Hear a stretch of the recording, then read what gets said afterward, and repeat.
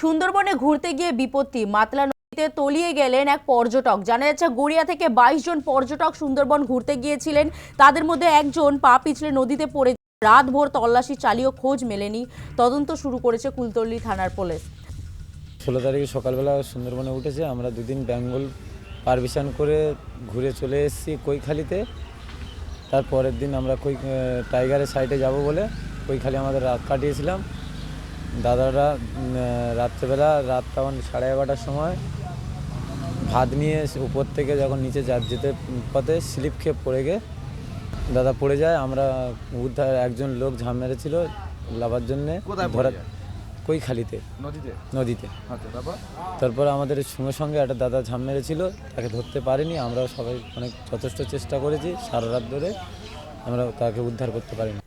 নিখোঁজ সুমন পালের বন্ধু কি বলছেন শোনাবো। থেকে এসেছিলাম 22 জন ঘুরতে এসেছিলাম এখানে সুন্দরবনে।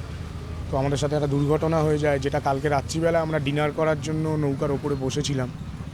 ও হঠাৎ ডিনারটা নিয়ে নিচে নামতে গিয়ে সিঁড়িটা আছে, ওই সিঁড়িতে পাটা পিছলে একদম নিচে পড়ে গেছে।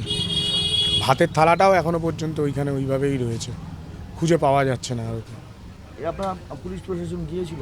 হ্যাঁ গিয়েছেন, সঙ্গে সঙ্গে গিয়েছেন, অনেক খোঁজা হয়েছে কিন্তু পাওয়া